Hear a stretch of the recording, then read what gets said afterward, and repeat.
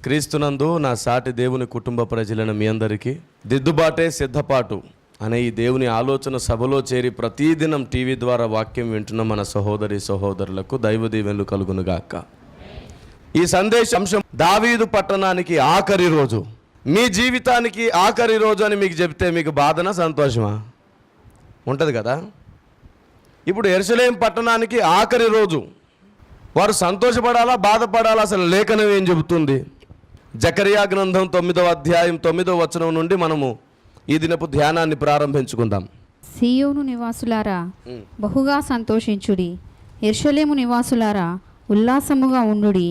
నీ రాజు నీతిపరుడును రక్షణ గలవాడును దీనుడునై గాడిదను గాడిద పిల్లను ఎక్కి నీ యొద్దకు వచ్చుచున్నాడు.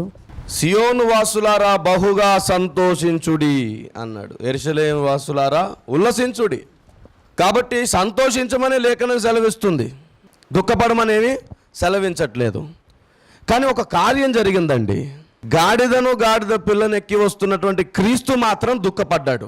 యెరూషలేమునేమో ఉల్లసించు సంతోషించమని చెప్తున్నాడా, ఆయన మాత్రం దుఃఖపడ్డాడు. ఏదో బలీయమైన కారణం లేకపోతే సర్వోన్నతుడైన దేవుడు కన్నీరు కార్చడు. పైగా మట్టల ఆదివారం రోజు ఆయన్ని స్వీకరించి ఆయన్ని రాజుగా గణపరిచి ప్రజలందరూ ఆయన్ని రాజుగా గుర్తించిన రోజు అది. పస్కా పండుగ యెరూషలేములో జరుగుతున్నప్పుడు ఆనవాయితీగా చుట్టూ ఉన్న రాజ్యాల రాజులను కూడా పిలిచే చరిత్ర ఉంది, మా పట్టణంలోనికి రండి అని. అలాగూ ఈయనని ఏ రోజు రాజుగా గుర్తించని ప్రజలు సరిగ్గా అదే రోజు ఈయన రాజు అని గుర్తించారు. దావీదు కుమారుడు, యూదులకు రాజు అని ఆయన్ని గుర్తించి ఆయన జకరియా 9:9లో ఉన్నటువంటి వచనాన్ని నెరవేర్చుటకు గాడిదను ఎక్కొస్తున్నాడు. లేఖనం నెరవేరిపోయింది. ప్రజలందరూ గుర్తెరిగారు, తమ వస్త్రాలను కప్పారు. గాడిద కూడా నేల మీద నడవట్లేదు, అదే వస్త్రాల మీద నడుస్తుంది. రాజుకు, రాజు ఎక్కిన గాడిదకు కూడా విలువ పెరిగింది. మరి ఆయన దుఃఖపడ్డం ఎందుకు జరిగింది? చూడండి, ఎందుకు దుఃఖపడ్డాడో కూడా చూద్దాం. లూకాసు వార్త 19వ అధ్యాయం 41 నుండి 44 వచనాల వరకు మనం ఒక్కొక్క వచనాన్ని ధ్యానం చేద్దాం. ఆయన పట్టణమునకు సమీపించినప్పుడు దానిని చూచి దాని విషయమై ఏడ్చి, నీవును ఈ నీ దినమందైనను సమాధాన సంబంధమైన సంగతులను తెలుసుకుని ఎడల నీకెంతో మేలు, కానీ ఇప్పుడు అవి నీ కన్నులకు మరుగు చేయబడి ఉన్నవి. 41, 42 చదువుకున్నాం. ఈ 2 వచనాలలో ఉన్న సంగతులను బట్టి చూస్తే 41లో ఆయన ఏడ్చినట్లు కనబడుతుంది. కారణం ఏమిటి అంటే, నీవును ఈ నీ దినమందైనను సమాధాన సంబంధమైన సంగతులను కనుగొనలేకపోతున్నావు. కారణం ఏమిటంటే మరుగు చేయబడ్డాయంట. అవును, దేవుడే మరుగు చేస్తే ఇంకా గుర్తించడం ఎవరి తరం? దేవుడు మరుగు చేశాడు కాబట్టి గుర్తించడం ఇంకెవరి తరం కాదు. అయ్యో దేవుని ప్రజలారా, మీరు గుర్తించలేకపోతున్నారు. అందుచేత మీ మీదికి ఉగ్రత కూడా వస్తుంది, మీ మీదికి శోధన వస్తుంది, సమస్యలు వస్తున్నాయి, శత్రువులు వస్తున్నారు. రాతి మీద రాయి నిలవబడకుండా కూలిపోబోతుంది ఈ పట్టణం. ఈ పరిస్థితి అంతటిని చూసినటువంటి క్రీస్తు కన్నీళ్లు పెట్టుకుంటున్నాడు.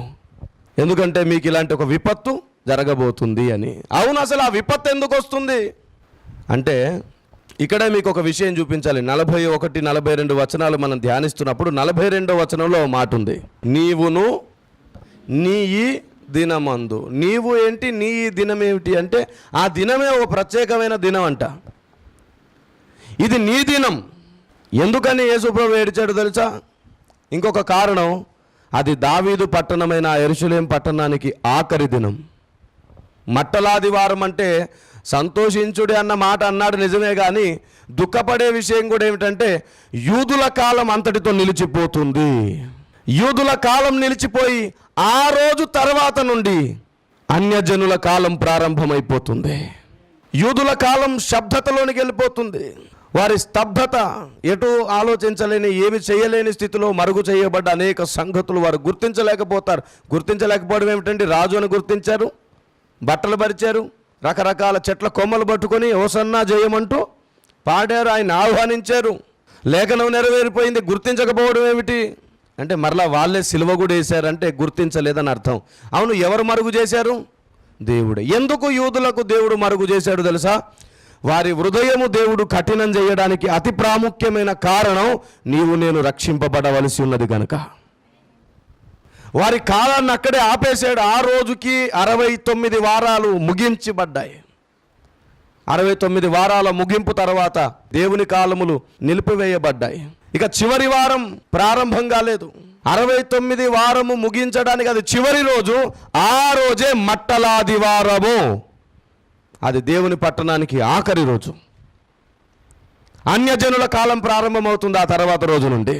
మీకు ఒక విషయం చెప్పాలి. ఈనాటి దినాల్లో సువార్త వ్యతిరేకులు అనగా క్రైస్తవ వ్యతిరేకులు కొందరు వితండవాదం చేస్తూ కొన్ని ప్రశ్నలు అడుగుతున్నారు క్రైస్తవ్యాన్ని ఓ వచనం చూపించి. ఏంటా వచనం చెప్పనా? మత్తయి సువార్త 10వ అధ్యాయం 5వ వచనం చూడండి. యేసు ఆ 12 మందిని పంపుచు వారిని చూచి వారికి ఆజ్ఞాపించినదేమనగా, మీరు అన్యజనుల దారిలోనికి వెళ్ళకుడి, సమరయులో ఏ పట్టణములోనైనను ప్రవేశింపకుడి, కానీ ఇశ్రాయేలు వంశంలోని నశించిన గొర్రెల యొద్దకే వెళ్ళుడు. మత్తయి సువార్త 10:5-6 చదువుకున్నాం. ఇందులో చాలా స్పష్టంగా అన్యజనుల యొద్దకు మీరు వెళ్ళకుడి, ఇశ్రాయేలు యొద్దకు మాత్రమే వెళ్ళుడి. ఈ వచనాన్ని పట్టుకొని కొందరు ఏమంటున్నారంటే, చూడండి క్రైస్తవులకు బుద్ధి లేదు, ఇశ్రాయేలులకు మాత్రమే సువార్త చెప్పాలని ఇక్కడ యేసుప్రభువే స్వయంగా చెప్తే వీళ్ళేమో మొత్తం అన్యజనులకు వచ్చి సువార్త చేస్తున్నారు. మీ బైబిలే చెప్తుంది మాకు సువార్త చెప్పొద్దని, ఎవరు మా దగ్గరికి కరపత్రాలు తేవద్దు, సువార్త చేయొద్దు అని చెప్పి ఈ వచనం పట్టుకొని క్రైస్తవులు నిలదీసి వ్యతిరేకిస్తున్నారు. సంగతి పూర్తిగా వినకుండా ప్రత్యుత్తరం ఇచ్చే మూడులు అన్నమాట ఈ ప్రశ్నలు ఎత్తుకునే వారందరూ. ఎందుకంటే ఇక్కడ అన్యజనుల యొద్దకు వెళ్ళకుడి, ఇశ్రాయేలీల యొద్దకు మాత్రమే వెళ్ళుడి అని ఎందుకు చెప్పాడంటే అప్పటికి అన్యజనులకు సువార్త చెప్పే కాలం కాదు అది. అది ఇంకా యూదుల కాలమే, యూదులకు నిర్ణయించిన కాలమే. యూదులకు నిర్ణయించిన కాలంలో అన్యజనులకు సువార్త వెళ్ళడం సాధ్యం కాదు. మరి ఆ యూదుల కాలంలో చాలామంది అన్యజనులు నశించిపోయారు కదా సువార్త అందకుండా. దానికి దేవుని దగ్గర వేరే ప్లాన్ ఉంది. ఆ అన్యజనులలో కూడా యథార్థవంతుల్ని రక్షించాలని దేవుడు అనుకున్నాడు. దానికి వేరే ఆలోచన ఉండింది. ఈ యూదుల కాలంలో ఎందరికో సువార్త వెళ్ళకపోతే వారు ఖచ్చితంగా పాతాళంలోనికి వెళ్ళిపోతారు. నేను అడుగుతున్నాను, మరి బిలాము అన్యుడా లేదంటే యూదుడా? అన్యుడే కదా. మరి అన్యుడు ఆనాడే ఎందుకు దేవుని ప్రవక్త అయ్యాడు? ఎట్లా అయ్యాడు? ప్రతి జాతిలో దేవుడు తన కార్యం అప్పటి నుండి చేసుకుంటూనే ఉన్నాడు. అప్పుడు కూడా అన్యజనులు సత్యదేవుని తెలుసుకున్నారు. నయోమి 2 కోడళ్ళు, అందులో ఒక ఆవిడ పేరేమిటి? రూతు. ఎందుకంటే యేసుక్రీస్తు వంశావళిలో ఆవిడ పేరుంది. యేసు ప్రభువుకి నానమ్మ అయింది ఆవిడ. ఆమె అన్యురాలు. కానీ నయోమితో ఏమనింది? నీ దేవుడే నా దేవుడు. అంటే అప్పుడు కూడా యథార్థవంతులు రక్షింపబడ్డారు. అన్యజనుల కాలము కాని ఆ కాలంలో కూడా అన్యజనులు దేవుని ప్రజలలో చేర్చబడుతూ వచ్చిన కాలఘట్టం ఒకటి ఉంది. అది వారి యథార్థతను బట్టి దేవుడు నాటిన మొక్కలు కాబట్టి వచ్చారు లోపటికి. విశ్వాసమును బట్టి వారును యూదులుగా పిలువబడ్డారు. కానీ ఇప్పుడు నేను చెబుతున్నటువంటిది ఏమిటంటే, దేవుడు ఖచ్చితంగా విధించబడ్డ ఓ కాలము ఇంతటితో ముగించబడడానికే అన్యజనుల యొద్దకు మీరు వెళ్ళకుడి, ఇంకా వారి కాలమును రాలేదని తెలియజేయడానికి దేవుడు ఈ మాట అన్నాడు. మీరు అన్యజనుల యొద్దకు సువార్త తీసుకొని వెళ్ళొద్దు. ఇప్పుడు మీరు వెళ్ళిన వాళ్ళు నమ్మరు, వారికి ద్వారాలు మూయబడి ఉన్నాయి. ద్వారాలు మూయబడితే ఇంకా తెరవడం ఎవరి వల్ల కాదు. మీరు ఇశ్రాయేలు యొద్దకు మాత్రమే వెళ్ళండి, వారి కాలము ఇంకా ముగించబడబోతుంది కాబట్టి ముందు వారికి సత్యం తెలియజేయండి. మట్టలాది వారం ఎంటర్ అవ్వడముతో ఇశ్రాయేలు జనాంగపు కాలము ముగించబడింది. అది ముగింపు దినం ఏమండి. అందుకే యేసుప్రభు కన్నీళ్లు గార్చాడు కూడా. ఆ పట్టణానికి కలగబోయే శ్రమను కూడా చూసి బాధపడ్డాడు ఆయన. అవును, ఇక్కడ అన్యజనుల యొద్దకు వెళ్ళకూడదు అన్నాడా లేదా? అంటే అన్యజనులను క్రీస్తు తృణీకరించినట్లా? తృణీకరించలేదు. చూస్తారా మార్కు సువార్త 11:17 చూడండి ఒకసారి. మరియు ఆయన బోధించుచు, నా మందిరము సమస్తమైన అన్యజనులకు ప్రార్థనా మందిరం అనబడును. ఏమనబడును? అన్యజనులను ఎక్కడ తృణీకరించాడు? అన్యజనులకు ఇది ప్రార్థనా స్థలము అంట. లూకాసు వార్త చూడండి ఒకసారి, 2వ అధ్యాయం 30వ వచనం చూడండి. నాదా, ఇప్పుడు నీ మాట చొప్పున సమాధానముతో నీ దాసుని పోనిచ్చుచున్నావు. అన్యజనులకు నిన్ను బయలుపరచుటకు వెలుగుగాను. ఏమిటంటే అన్యజనులకు నిన్ను బయలుపరచుటకు వెలుగుగాను. ఆయన పుట్టక ముందే ఒక ప్రవచనం ఉంది. ఆ ప్రవచనాన్ని మరలా ఇక్కడ సిమియోను మాట్లాడుతున్నాడు. తెలుసా, ఇక్కడ మాట్లాడుతున్నది లేఖనం, ముందున్న లేఖనాన్ని మరలా మాట్లాడిస్తున్నాడు దేవుడు సిమియోను ద్వారా. క్రీస్తు పుట్టక ముందే అన్యజనులకు వెలుగుగా ఉండాలని నిర్ణయించబడ్డాడు. పుట్టిన తర్వాత ఆయన చేతులు పట్టుకొని సిమియోను మాట్లాడుతున్నాడు. మరి పుట్టక ముందున అన్యజనులకు ఆయన వెలుగుగా ఉంటాడనే ప్రవచనం ఎక్కడుంది? యెషయా గ్రంథం 42:7 చూడండి. బంధింపబడిన వారిని చెరసాలలో నుండి వెలుపలికి తెచ్చుటకును, చీకటిలో నివసించు వారిని బందీగృహంలో నుండి వెలుపలికి తెచ్చుటకును యెహోవానగు నేనే నీతి విషయంలో నిన్ను పిలిచి నీ చెయ్యి పట్టుకొని ఉన్నాను. నిన్ను కాపాడి ప్రజల కొరకు నిబంధనగాను అన్యజనులకు వెలుగుగాను నిన్ను నియమించి ఉన్నాను. దేవునికి మహిమ కలుగును గాక. ఎలా నియమించారంటండి? అన్యజనులకు వెలుగు. యెషయా గ్రంథం 49:6 చూడండి. నీవు యాకోబు గోత్రపు వారిని ఉద్ధరించునట్లును, ఇశ్రాయేలులో తప్పింపబడిన వారిని రప్పించునట్లును నా సేవకుడివై ఉండుట ఎంతో స్వల్ప విషయము. భూదిగంతముల వరకు నేను కలుగచేయు రక్షణకు సాధన మగుటకై అన్యజనులకు వెలుగై ఉండునట్లు నిన్ను నియమించి ఉన్నాను. ఎలా నియమించాడంట? అన్యజనులకు వెలుగై ఉండుటకు. యాకోబు గోత్రమును గూర్చి ప్రస్తావించాడు, అందులోంచే వచ్చాడు ఆయన. 42 యెషయా గ్రంథం 1 కూడా చూడండి. ఇదిగో నేను ఆదుకొను నా సేవకుడు, నేను ఏర్పరచుకొనినవాడు, నా ప్రాణమునకు ప్రియుడు. అతని యందు నా ఆత్మను ఉంచి ఉన్నాను. అతడు అన్యజనులకు న్యాయము కనపరచును. ఏం కనపరచును? ఇదే వచనం మీకు మత్తయి సువార్త 12:18 కనబడుతుంది చూడండి. యాజ్ ఇట్ ఈస్, నా ప్రియుడు అనే పదమే మరలా అక్కడ ప్రస్తావిస్తాడు. ఇదిగో ఈయన నా సేవకుడు, ఈయనను నేను ఏర్పరచుకుని, ఈయన నా ప్రాణమునకు ఇష్టమైన నా ప్రియుడు, ఈయన మీద నా ఆత్మనుంచెదను. ఈయన అన్యజనులకు న్యాయవిధిని ప్రచురము చేయను. దేవునికి మహిమ కలుగును గాక. ఇప్పుడు చెప్పండి, ఆయన పుట్టక ముందు నుండే ప్రవచనాలు ఉన్నాయి లేదా? వెలుగుగా ఉంటాడు, న్యాయము జరిగిస్తాడు అని. ఇప్పుడు చెప్పండి, ఆయన అన్యజనులను తృణీకరించి అన్యజనుల దగ్గరికి వెళ్ళొద్దు అన్నాడా? ఆ రోజు ఆ మాట ఎందుకు అన్నాడంటే ఇంకా అన్యజనుల కాలము సంపూర్ణం రాలేదు అసలు అన్యజనుల కాలమే రాలేదు. యూదుల కాలం ఇంకా కంటిన్యూషన్లో ఉంది అప్పటికి. కానీ మట్టలాదివారం తర్వాత క్రీస్తే స్వయంగా చెప్పిన ప్రస్తావన ఏంటి? భూదిగంతములకు వెళ్ళుడి, సమస్త జనులను నా శిష్యులుగా. అపోస్తుడైన పౌలు ఏమంటాడు తిమోతి పత్రికలో? నేను అన్యులకు బోధకుడిగా నియమించబడ్డాను, అన్యులకు నేను అపోస్తులుని అయ్యాను. అరే, అన్యజనుల కోసం దేవుడు స్పెషల్గా కొందరు నియమించేశాడు ఇక్కడ. కాబట్టి అన్యజనుల్ని తృణీకరించలేదు ఆయన. అప్పటికే కాలము రానందు చేత మాత్రమే వారి యొద్దకు మీరు వెళ్ళకుడి అని చెప్పాడు. మరి తర్వాత ఏం జరిగింది? దేవుడు వారికి వెలుగుగా ఉండడానికి, వారికి న్యాయం చేయడానికి నిర్ణయించబడ్డాడు. అన్యజనులకు ఎలాంటి న్యాయం జరగాలని దేవుడు ఉద్దేశించాడో చెప్పనా?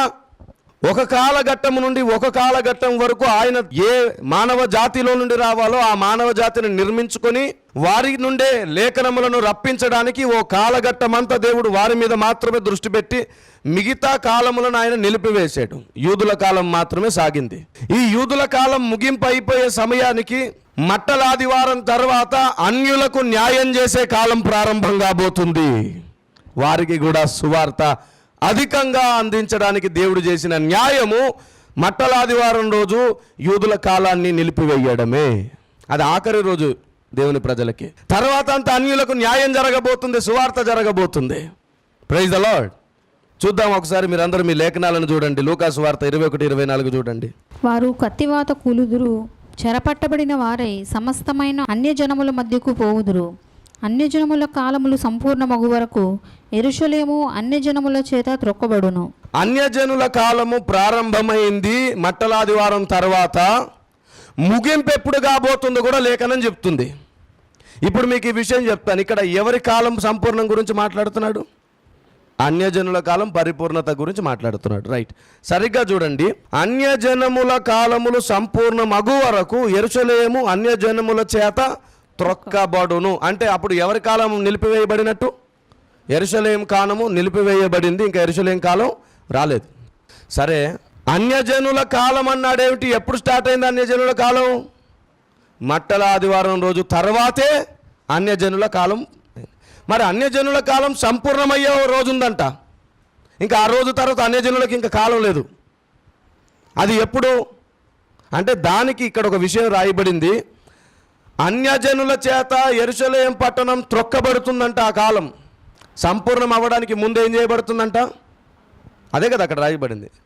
అన్యజనుల కాలం సంపూర్ణం అవ్వడానికి ముందే యెరూషలేము పట్టణం అన్యుల చేత తొక్కబడుతుంది. ఇదే మాట మీరు బైబిల్ ఇంకెక్కడైనా చదివి ఉండాలి. ప్రకటన గ్రంథంలో చూడండి ఒకసారి 11:2-3 వచనాలు చూద్దాం. ఆలయమునకు వెలుపటి ఆవరణమునకు కొలత వేయక విడిచిపెట్టుము, అది అన్యులకు ఇయ్యబడెను. వారు 42 నెలలు పరిశుద్ధ పట్టణమును కాలితో త్రొక్కుదురు. ఎన్ని నెలలు? 42 నెలలు, అంటే 3.5 సంవత్సరాల కాలం, అర్ధకాలం. చదవండి. నేను నా 2 సాక్షులకు అధికారం ఇచ్చేదను, వారు గోనె పట్ట ధరించుకొని 1260 దినములు ప్రవచింతురు. చాలా స్పష్టంగా ఇక్కడ రాయబడిన మాట మీరు గమనించండి. 2వ వచనంలో అంటాడు, ఆలయమునకు వెలుపటి ఆవరణమును కొలత వేయక విడిచిపెట్టు, అది అన్యులకు ఇయ్యబడెను. వారు 42 నెలలు పరిశుద్ధ పట్టణమును కాలితో తొక్కుదురు. అన్యజనులు దేవుని పట్టణమును కాలితో తొక్కే కాలం ఎప్పుడు జరుగుతుంది? అది మీకు ఒక విషయం చెప్తాను. దేవుని ప్రజలకు 70 వారములు నియమించబడ్డాయి. ఈ 70 వారములు ఖచ్చితంగా 7 రోజులకో వారం, ఆ వారం కాదు, ఒక్కొక్క రోజు సంవత్సరానికి పోలిక. ఏమండి? 70 వారములు, దాంట్లో 69 వారాలు మాత్రమే కంప్లీట్ అయ్యాయి. 69వ వారపు చివరి రోజు అభిషక్తుడగు అధిపతి బయలుపడ్డాడు. అంతటితో 69 వారాలు కంప్లీట్ అయి యూదుల కాలం ముగించబడి కాలమే నిలిపివేయబడింది. కాలచక్రం ఆగిపోయింది. దేవుని సంకల్ప కాలచక్రం ఆగిపోయింది. ఎందుకు ఆగిపోయింది అంటే ఓ కాల నిర్ణయం జరిగింది. ఏమండి? ఎప్పుడు ప్రారంభం అవుతుందో కూడా చెప్పాడు. ఇప్పుడు 69 వారాలు అయిపోయాయి కదా, చివరి వారం అయిపోవాలి మొత్తం. చివరి వారం అయిపోతే ప్రభు వచ్చేస్తాడు రెండోసారి. చివరి వార ప్రారంభం ఎప్పుడు? అది కూడా ఇప్పుడు మనం చూసుకుందాం 1-2 నిమిషాల్లో. చూడండి ఒకసారి, మీరందరూ మీ పరిశుద్ధ గ్రంథాలు తెలిసి ప్రకటన గ్రంథం 13వ అధ్యాయం 5వ వచనం చూస్తారా? డంబపు మాటలను దేవదూషణలను పలుకు ఒక నోరు దానికి ఇయ్యబడును, మరియు 42 నెలలు తన కార్యము జరుపని అధికారము దానికి ఏర్పాటాయను. ఎన్ని నెలలు? 42 నెలలు. ఇది అన్యజనుల కాలం. అంటే అప్పటికి ఇంకా సువార్త ప్రకటింపబడుతూనే ఉంటుంది. సువార్త ప్రకటింపబడుతూనే ఉంటుంది అంటే అప్పటికి సంఘం ఎత్తబడే అవకాశం లేదు. అన్యజనులకు రక్షణ పొందే అవకాశం ఇంకా ఉంది అప్పటికి. రైట్. ఇప్పుడు మీకు దానియేలు 9:24 చూపిస్తాను. తిరుగుబాటును మాన్పుటకును, పాపమును నివారణ చేయుటకును, దోషము నిమిత్తము ప్రాయశ్చిత్తము చేయుటకును, యుగాంతము వరకు నుండునట్టి నీతిని బయలుపరచుటకును, దర్శనమును ప్రవచనమును ముద్రించుటకును, అతి పరిశుద్ధ స్థలమును అభిషేకించుటకును, నీ జనమునకును పరిశుద్ధ పట్టణమునకును 70 వారములు విధింపబడెను. ఎన్ని వారములు? 70 వారములు. ఇప్పుడు ఈ 70 వారములు కంప్లీట్ అయిపోతే ఖచ్చితంగా ప్రభు భూమి మీదకి వస్తారు. కానీ ఎన్ని వారములు కంప్లీట్ అయ్యాయి అని చెప్పాను నేను? ఆ కింది వచనం చూడండి, దానియేలు గ్రంథం 9:25. యెరూషలేమును మరలా కట్టించవచ్చునని ఆజ్ఞ బయలుదేరిన సమయము మొదలుకొని అభిషిక్తుడగు అధిపతి వచ్చు వరకు 7 వారములు పట్టునని స్పష్టముగా గ్రహించుము. ఎన్ని వారములు పట్టునంట? 7 వారములు పట్టును. యెరూషలేము కట్టించుకోమని చెప్పి ఆజ్ఞ బయలుదేరినది మొదలుకొని అభిషక్తుడగు అధిపతి వచ్చు వరకు 7 వారములు పట్టును. ఆ కింద చూస్తారా? అంతకంటే ముందు అభిషక్తుడగు అధిపతి రాకముందు ఎన్ని రోజులు గడిచిందో కూడా చూద్దాం. ఈ 62 వారములు జరిగిన పిమ్మట ఏమీయూ లేకుండా అభిషిక్తుడు నిర్మూలము చేయబడును. ఎన్ని వారములు? 62 వారములు పైన 7 వారములు, మొత్తం కలిపితే ఎంత అయింది? 69. అంటే అభిషక్తుడగు అధిపతి నిర్మూలన చేయబడింది ఎప్పుడు? 69వ వారము ముగింపులో అభిషక్తుడగు అధిపతి ఏం చేయబడ్డాడు? రైట్. ఇంకా 69 కంప్లీట్ అయింది కదా, ఇంకా మిగిలింది ఎన్ని వారాలు? 1 వారమే. వారం అంటే అర్థం ఏమిటి? 7 సంవత్సరాలు. ఈ 7 సంవత్సరాలు అనేవి ఉన్నాయి. ఈ 7 సంవత్సరాలు ఎప్పుడు స్టార్ట్ అవుతాయి అంటే అన్యుల కాలం అనేది ఇంకా అప్పటికి ఉంటుంది. 69వ వారం ముగింపు నుండి అన్యుల కాలం ప్రారంభమై ఎప్పుడైతే ఈ చివరి వారం ప్రారంభమవుతుందో ఆ చివరి వారం ప్రారంభమైన 42 నెలల వరకు కూడా అన్యుల కాలమే. అసలు చివరి వారం ఎప్పుడు ప్రారంభమవుతుంది? ఆ సత్యం బయలుపరచబడింది. చూడండి, తెస్సలోనికీయులకు రాసిన పత్రిక 2వ పత్రిక 2వ అధ్యాయం 3వ మాట చూడండి. మొదట భ్రష్టత్వము సంభవించి నాశన పాత్రుడగు పాపపురుషుడు బయలుపడితేనే గాని ఆ దినము రాదు. ఏది దేవుడు అనబడునో, ఏది పూజింపబడునో దానినంతటినీ ఎదిరించుచు దానికంతటికీ పైగా వాడు తను తానే హెచ్చించుకొనుచు తాను దేవుడనని తన్ను కనుపరుచుకొనుచు దేవుని ఆలయంలో కూర్చును కనుక ఏ విధముగానైనను ఎవడును మిమ్మను మోసపరచనీయకుడి. చాలు. ఇప్పుడు 70వ వారం అనగా చివరి వారం ఎప్పుడు స్టార్ట్ కాబోతుందంట? భ్రష్టుడైన పాప పురుషుడు బయలుపడిన రోజు నుండి చివరి వారం ప్రారంభం అవుతుంది.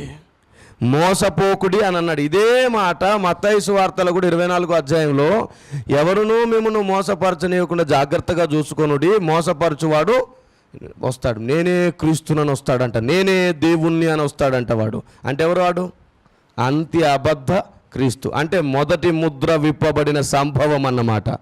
మొదటి ముద్ర విప్పబడడంతో చివరి వారపు కాలం ప్రారంభమైపోతుంది. మొదటి ముద్రతోనే వాడు బయలుపడతాడు.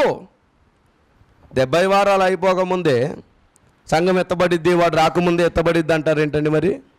70వ వారము చివరి వారం ప్రారంభం అయ్యేదే వాడు అడుగు పెట్టడంతో బైబిల్ సెలవిస్తుంది. వాడు అడుగు పెట్టడమే కాదు, వారము రోజులకు ఏమండి వాడు నిబంధన చేసుకుంటాడంట దేవుని ప్రజలతో. దానియేలు గ్రంథం 9వ అధ్యాయం 27వ వచనంలో ఉంటుంది ఆ మాట.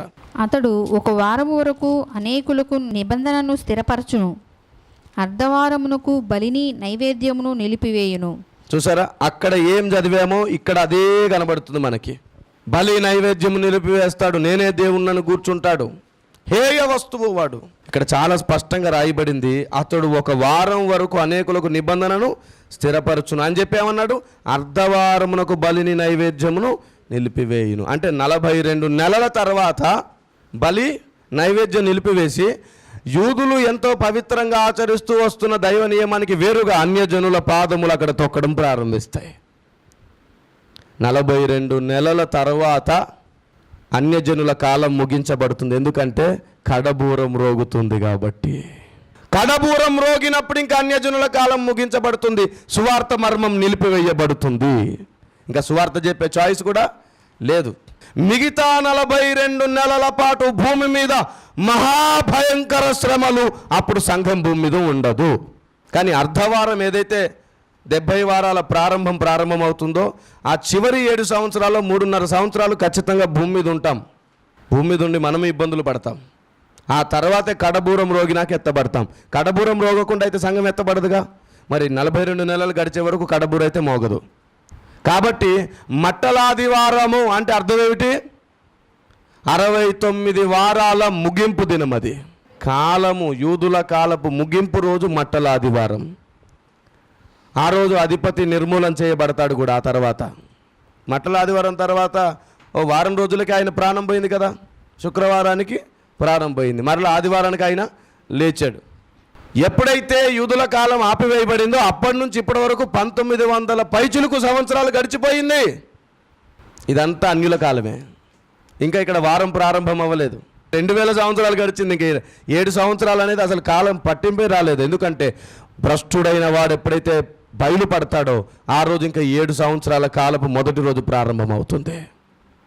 అప్పుడు మనం గుర్తుపట్టాలి, వీడు బయలుపడ్డాడంటే మొదటి ముద్ర విప్పబడింది. ఇంకా అలా మొత్తం మిగతా ముద్రలు విప్పబడతాయి. ఆ తర్వాత మరలా బూరలు ఊదబడతాయి. మొదటి ముద్రలు, తర్వాత బూరలు. ఆ బూరలలో చివరి బూర ఊదబడిన తర్వాత 42 నెలల కాలం ముగించబడుతుంది. వాడు నేనే దేవుణ్ణి అని చెప్పి కూర్చుంటాడు. ఆ తర్వాత బూర ఊదబడుతుంది, మనం ఎత్తబడతాం సంఘం.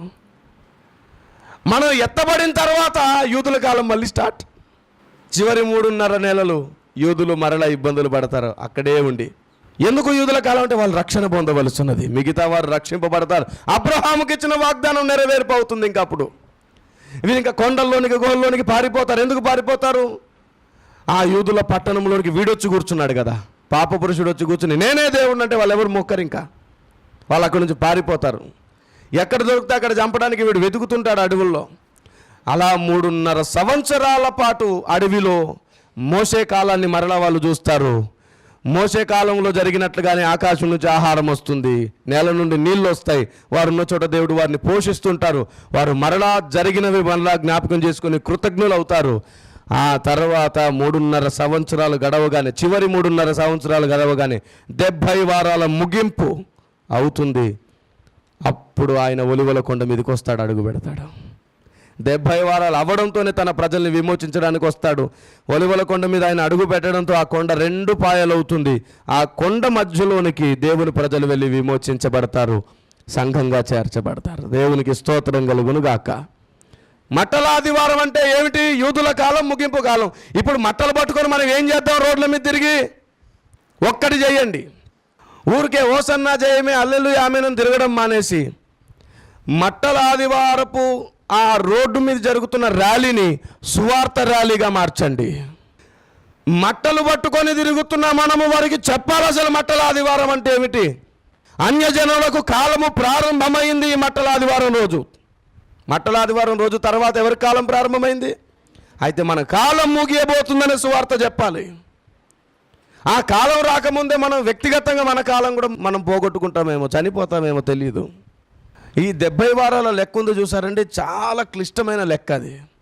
ఈ 70 వారాలు ఎందుకు విధించాడు అనే ప్రశ్నకు జవాబు తెలియాలి మనకి. ఎందుకు విధించాల్సి వచ్చింది అసలు? 70 ఎందుకు?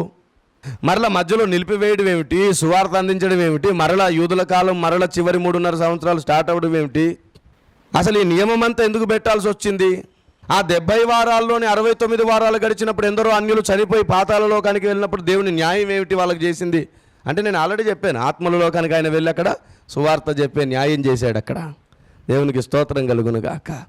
సో ఇప్పుడు చెప్పండి, మీరు ఈ సంవత్సరం మట్టల ఆదివారం యొక్క ప్రాముఖ్యత మీరు ఏం గ్రహించారు? యూదుల కాలము ముగింపు దినమే మట్టల ఆదివారం. అభిషక్తుడగు అధిపతి నిర్మూలన చేయబడుతున్నటువంటి కాలఘట్టం అది. అభిషక్తుడగు అధిపతి నిర్మూలన చేయబడితే ఎవరి కాలం ప్రారంభమవుతుంది? అన్యుల కాలం. ఎందుకంటే ఈయన మీ కొరకే చనిపోయాడనే సువార్త వెళ్తుంది కాబట్టి. యావత్ మానవ జాతి కోసమే కాదు, విశ్వ ప్రపంచాల కోసం కూడా ఆయన రక్తం గార్చాడు అనే సువార్త వెళ్తుంది కాబట్టి అది అన్యుల కాలం. దేవునికే మహిమ కలుగును గాక. ఆమేన్. ఇది మట్టల ఆదివారం. ప్రార్థన చేసుకుందాం. సర్వశక్తిమంతుడైన మా ప్రభువా, నీ నామానికి మహిమ కలుగును గాక. అయ్యా, 69 వారముల ముగింపు కాలఘట్టములో మీరు ఈ భూమి మీదకి వచ్చి మట్టల ఆదివారపు ఆ దినమున నిన్ను ప్రజలు ఆహ్వానిస్తున్న ఆ దినం, నువ్వు ఏడ్చినటువంటి కన్నీరు గార్చినటువంటి ఆ గడియను యెరూషలేము పట్టణానికి, దావీదు పట్టణానికి చివరి దినముగా మీరు ప్రకటించిన ఆ దినం. అయ్యా, వారి హృదయం కఠినం చేయబడింది కాబట్టే మాకు రక్షణ దొరికింది స్వామి. వారికి అవి మరుగు చేయబడ్డాయి కాబట్టే మాకు రక్షణ దొరికింది తండ్రి. మీరు అలా ఎందుకు మరుగు చేశారో, దాని వెనకాల న్యాయం ఏమిటో మాకు బోధించండి. మరుగు చేయడం వలన అమాయకులు కూడా శ్రమపడ్డారు కదా యూదులలో, దాని వెనకాల ఉన్న న్యాయం కూడా మాకు తెలియజేయండి. 70 వారాల న్యాయం మాకు ప్రకటించండి. భవిష్యత్ కాలంలో ఇంకా వీటిని గూర్చిన స్పష్టత మాకు ఇవ్వండి ప్రభువా. మమ్మల్ని మేము నీ అధికారానికి అప్పగించుకుంటున్నాం. అన్యజనులమైన మేము నీ రక్షణను రుచి చూసి నీ పిల్లలమౌటకు విశ్వసించుట ద్వారా మేమును అబ్రహాము పిల్లలమౌటకు మీరు ఇచ్చిన గొప్ప అవకాశం కొరకు నీకు మహిమ కలుగును గాక తండ్రి. క్రీస్తు పిల్లలమైనందుకు మేము అబ్రహాము పిల్లలమయ్యాం. మమ్మల్ని మేము నీ అధికారానికి చేతికి అప్పగించుకుంటున్నాం తండ్రి. ఈరోజు మట్టల ఆదివారం యొక్క అతి ప్రాముఖ్యమైన విశిష్టతను మేము గుర్తెరిగాం. 69 వారాల ముగింపు చివరి దినమే మట్టల ఆదివారం అని తెలుసుకున్నాం. చివరి వారం పాప పురుషుడు బయలుపడితేనే ప్రారంభమవుతుందని తెలుసుకున్నాం. అలాగూ అర్ధవారము 42 నెలల పాటు ఈ భూమి మీద మేము శ్రమ పడవలసిందని తెలుసుకున్నాం. చివరి బూరం రోగిన తర్వాత ఎత్తబడతాము. ఆ రోజు అన్యజనుల కాలం ముగించబడుతుందని తెలుసుకున్నాం. అన్యజనుల కాలము సంపూర్ణమవుతుందని లూకా 21లో మీరు చాలా స్పష్టంగా ప్రకటించారు నాయన. ఆ సంపూర్ణ కాలము తర్వాత యూదుల కాలము. ప్రభువా, 3.5 సంవత్సరాలు మేము యెరూషలేము కోసం ఇప్పుడే ప్రార్థన చేస్తున్నాం. ఆ శోధన కాలములో వారు తప్పించబడుదురుగాక. ఆ శోధన కాలంలో వారు నీ సంఘముగా రక్షింపబడుటకు ఒలివల కొండ యొద్దల వారును మహిమపరచబడుదురుగాక. మీరు దిగి వచ్చినప్పుడు హర్మగిద్యోను యుద్ధ సమయంలో ప్రభా నీ ప్రజలు రక్షింపబడి అబ్రహాముకి ఇచ్చిన మాట నెరవేరునుగాక. మహిమ పొందుమని యేసు పేరట ప్రార్థన చేస్తున్నాము తండ్రి. Amen. May God bless you. దేవుడు మీకు తోడైండునుగాక. సర్వ సత్యమేవ జయ. ఆమెన్. ఆమెన్.